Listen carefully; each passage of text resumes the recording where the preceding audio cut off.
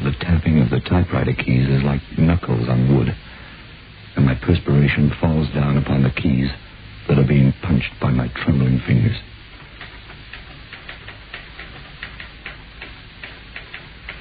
A mosquito circles above my bent head. There are flies buzzing and colliding with the wire screen. Around the naked yellow bulb in the ceiling, a bit of torn paper that is a moth flutters.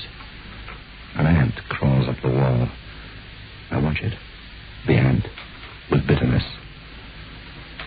How mistaken we three were.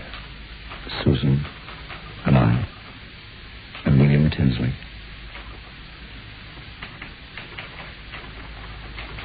Whoever you are, wherever you are, if you hear this, do not ever again crush the ants upon the sidewalk. Do not smash the bumblebee that thunders by your window. Do not annihilate the cricket upon your hearth.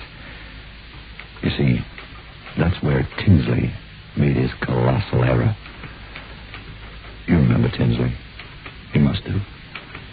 He was the man who threw away $1 million on fly sprays and insecticides and ant killers. I was this man's secretary just after the Second World War. I was with him when he wandered into a web and became lost forever from human eyes beyond midnight.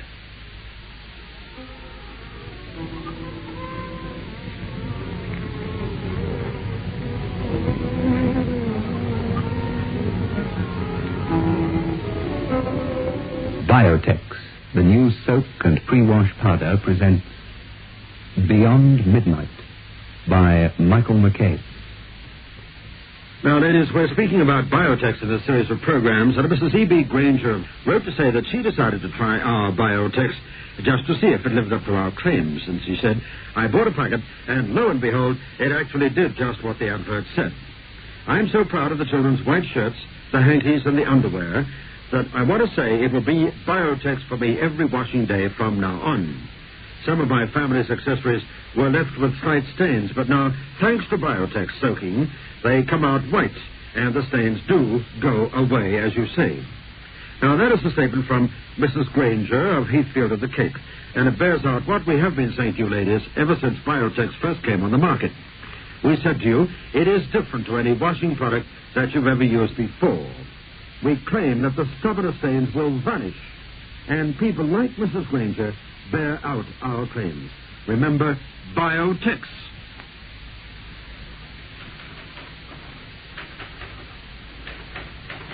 There was never a spot for a fly or a mosquito in Tinsley's office.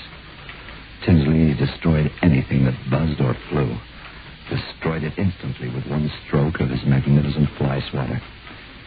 I shall never forget that instrument of death. Tinsley carried the swatter to work with him one morning in July 1946.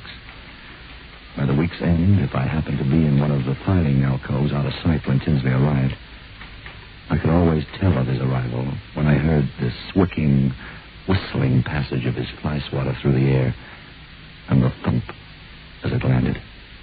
People, I reckoned, have a right to be as eccentric as they please. But Tinsley was ridiculous.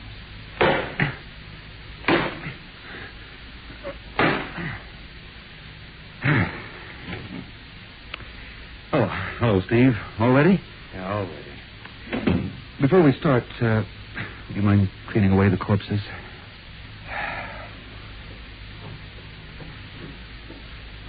Right, to S.H. Little, Philadelphia, dear Little. We'll invest money in your insect spray. $5,000. Stop. 5,000. 5,000. Advise immediate production. Sincerely. You think I'm crazy? Is that a P.S. or are you talking to me? Oh, did you get that check for $1,000 onto the termite control company? One thing I like about my office is all iron, cement, solid. Not a chance for termites. Blast it, Steve. Has that been there all the time? Hey, come on, help me find it. What? Why? Quickly, Steve. Systematically. Don't just sit there. Well, hold on. Hey, stay out. Don't open that door. Don't come in. Come and help me, Steve. Listen, I'm a secretary and a right-hand stooge, not a spotter for high-flying insects. Oh, wait. haven't got eyes in the back of my head. And neither are they, so you know what they do? They? Who are they? Never mind. Forget it. Don't talk about this to anyone. Bill, you should go and see a psychiatrist about... Sure. And the psychiatrist will tell his wife, and she'd tell others, and then they'd find out. They're everywhere, don't you understand? I don't want to be stopped with my campaign. You mean the $100,000 you've sunk into your insect sprays and ant pastes in the last 4 weeks? Someone should stop you. You'll break yourself and me and the stockholders. Shut up! You don't understand!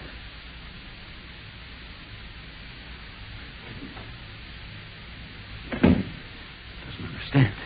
How can he understand? How can anybody understand?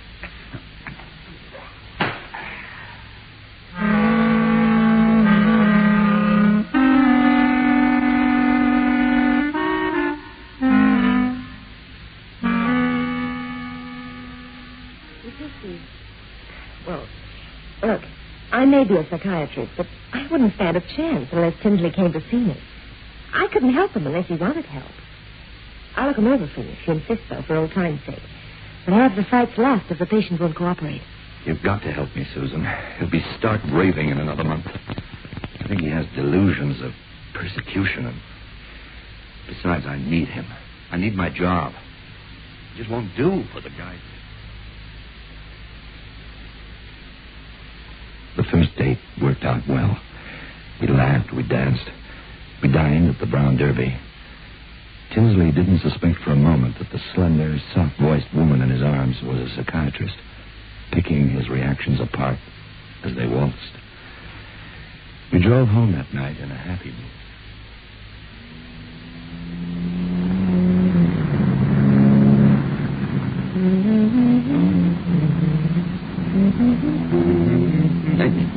No, wait. I remember now. It went... Well, you're both wrong. It went... No, it's... What is it? Bill! Look out! Get hold of the wheel! For pity's sake, we're going...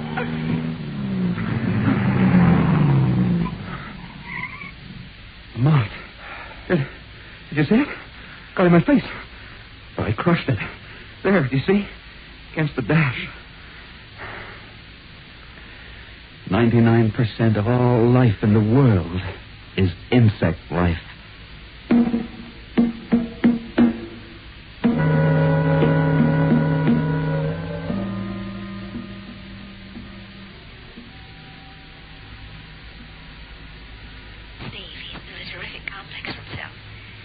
I'm having lunch with him tomorrow. He likes me. I might find out what we want to know. Oh, by the way, Steve, does he have any pets? He's never owned any animal. He detests them. Yeah, I might have expected that. Well, good night, Steve. See you tomorrow. The flies were breeding thick and golden and buzzing like a million intricately fine electric machines in the pouring direct light of summer noon.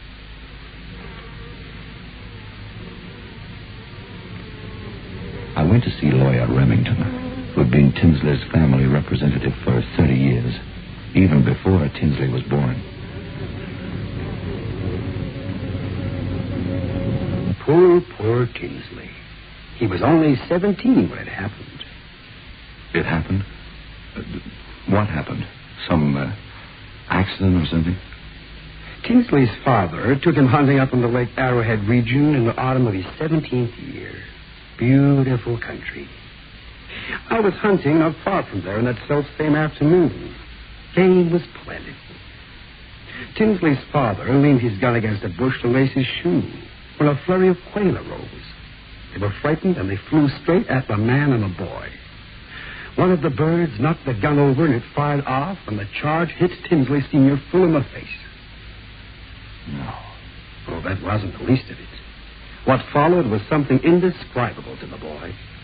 He ran 5 miles for help, leaving his father dead. Young Tinsley made it to the road and back with a doctor and 2 other men in something like 6 hours. The sun was just going down when they hurried through the pine forest to where the father lay.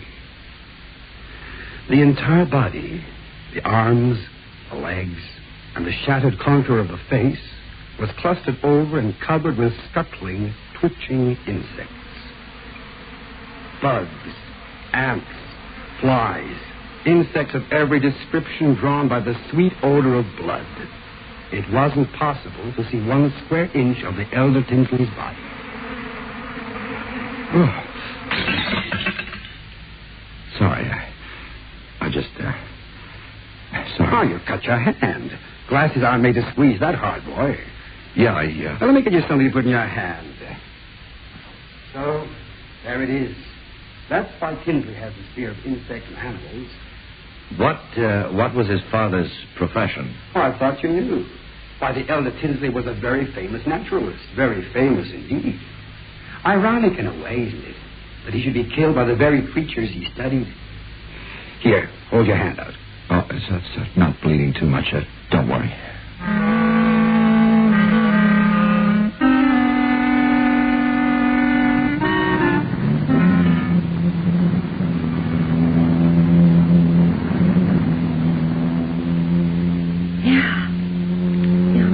Pretty well puts the finger on Tinsley, all right. He's been brooding. Oh, look around. See how easy it'd be to believe that insects really are the horrors he makes them out to be. There's a monarch butterfly piecing us. Is it listening to our every word? Oh, it's gone now. Couldn't keep it up. Tinsley the elder was a naturalist. And what happened? He interfered, busybodied where he wasn't wanted. So they who control the animals and insects, killed him. Night and day for the last 10 years, that thought's been on Bill's mind. Well, I can't say I blame him. My father had been killed in like fashion. He refuses to talk when there's an insect in the room.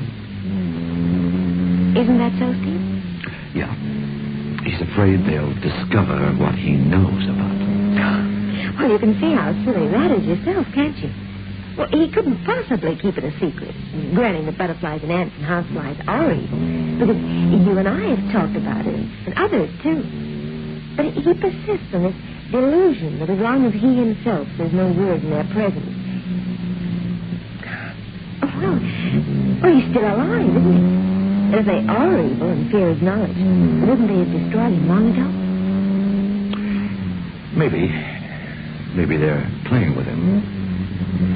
You know, Susan, it's strange.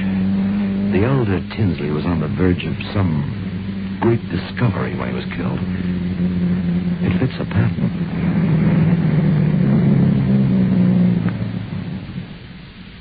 The next Sunday morning, the 3 of us went to church. On the back of the bald head of the man in the pew in front of us, a fly crawled. For the first time in my life, I felt a strange interest, a foreboding almost.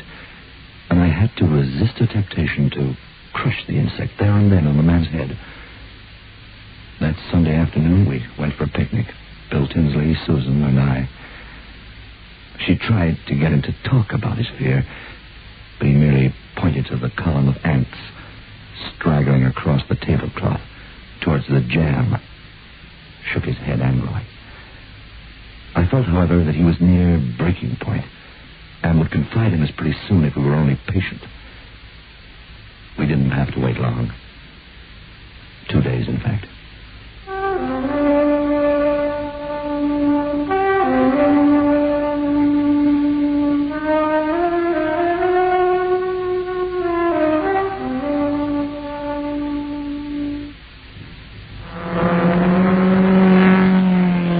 For the man who knows how to handle his car.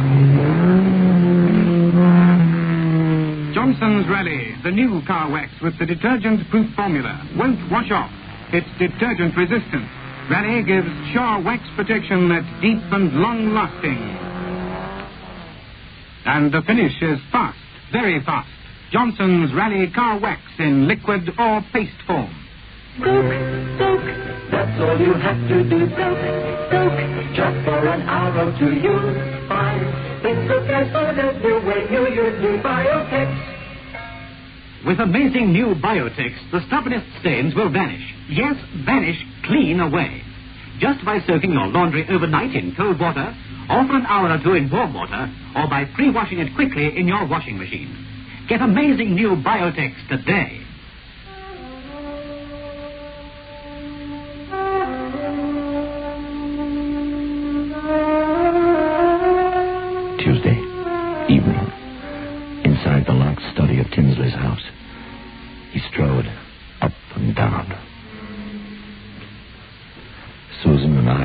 stood, cocktails in hand.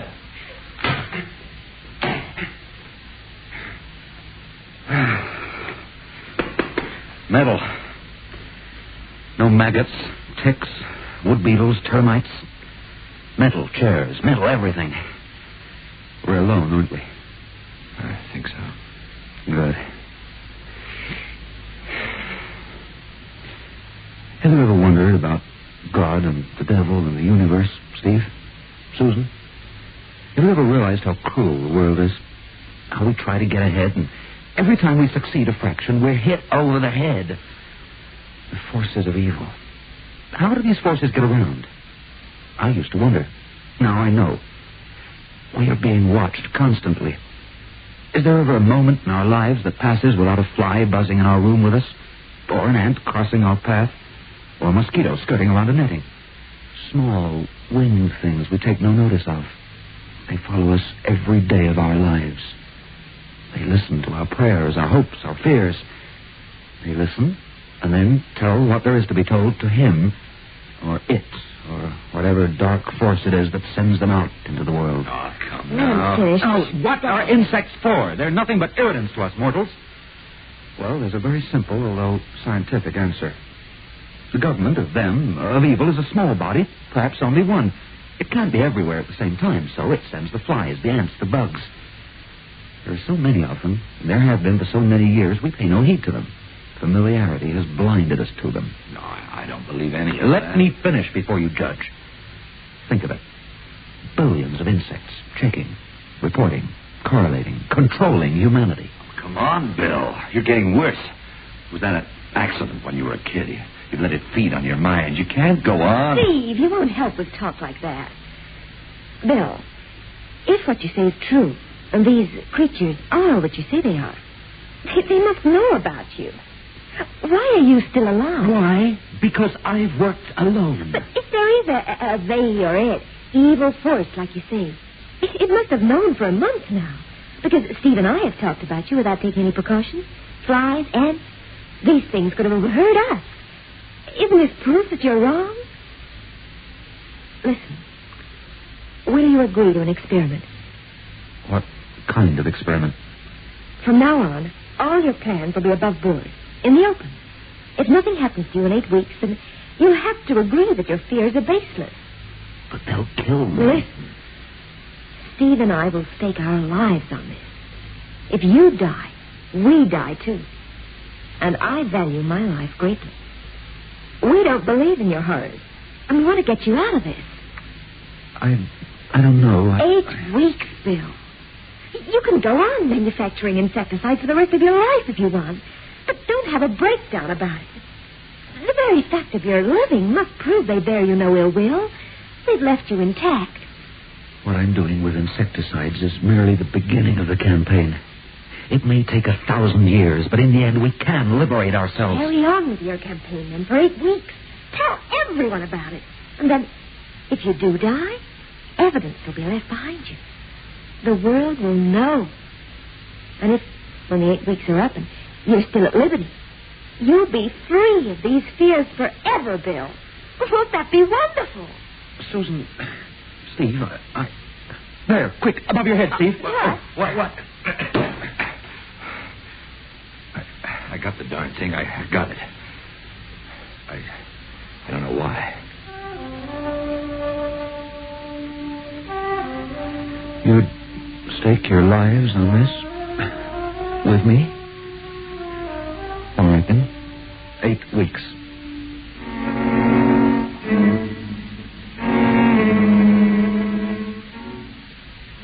We stayed with him at his house. That night, I couldn't sleep because of the crickets outside. I wandered down into the kitchen. There, I found Susan. We agreed that we were hungry and robbed the icebox of a leg of chicken and a carcass. We were about to plunge our knives into the carcass when a fly landed on it. We sat looking at the fly for 5 minutes. Then we put the carcass back into the icebox and went back to bed, hungry.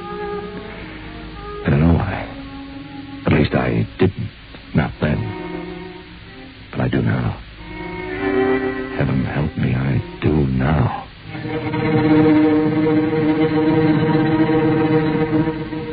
I still couldn't sleep. And then something happened that put sleep out of my mind forever. I don't mind hearing a woman scream occasionally, but a man's scream is so strange and is heard so rarely that when it comes, it turns your blood into an Arctic torrent.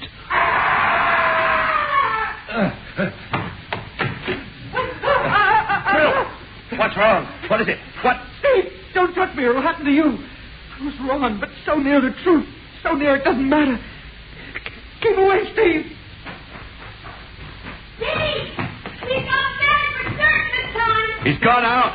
He's been in the shower. He's soaking wet. He's barely dressed. I know. The shower's stolen. He must have burned himself. He's in the car. He's yours. The Godfather. Bill?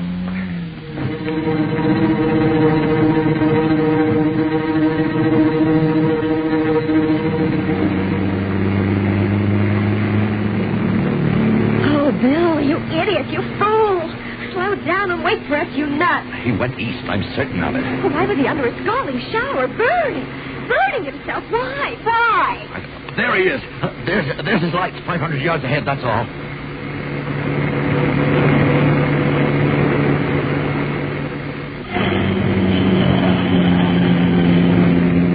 And then suddenly it happened. Bill Tinsley's car slowed right down suddenly.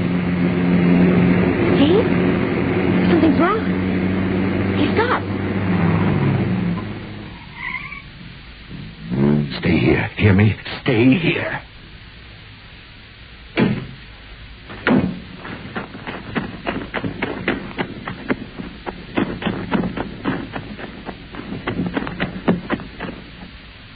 Bill? Bill? Bill? He didn't answer me. He couldn't. He slumped in his seat, his head back. Didn't do any good to kill flies, did it, Bill? No good to kill moths, termites, mosquitoes. The evil ones are too clever for that. Kill every insect in the world. Destroy the dogs, the cats, the chipmunks, all the animals in the world. And it could be done, eventually. And then what have you got left? Bacteria. Microbes. That's why you took that scalding shower, isn't it, Bill? But you can't kill bacteria fast enough. They multiply and multiply. Stay where you are. Is that you lying there, Bill? Your body changed by leprosy and gangrene, bubonic and malaria, tuberculosis all at once? Merciful heavens. The color and the smell of you. The rotting, fetid combination of disease you are.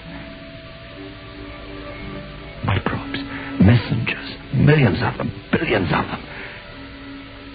Flies? Maybe flies are good. Insects are good. Invented by a merciful God to watch over his peoples, not to do them harm, though. But the evil ones, they were clever too. They invented bacteria. Go home.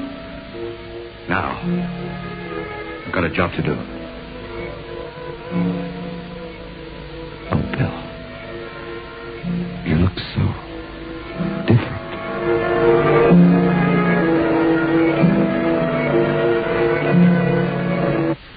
I drove Bill's car into the ditch and set fire to him and it. Susan drove away, not looking back. And now, tonight, a week later, I'm typing this out for what it's worth, here and now, in the summer evening, with flies buzzing about my room.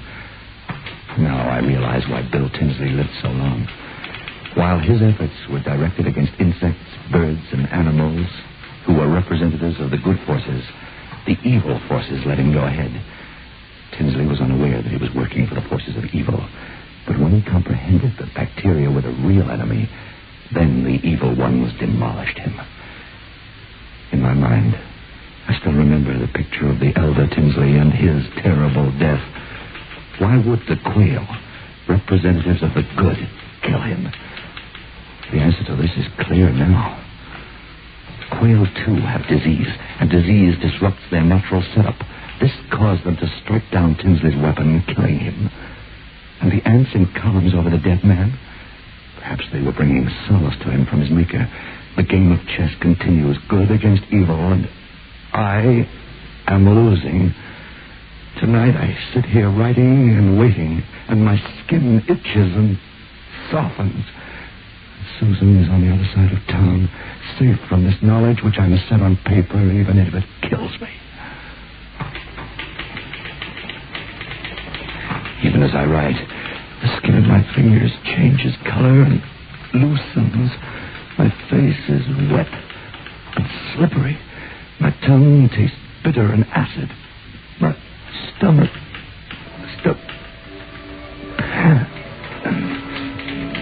There's a ringing in my ears. They're killing me. I'm dying as I write this. Believe me, it's no story I'm telling. No. Flesh of me will slide like a diseased cloak over my skeleton. But I must write on and on until I must...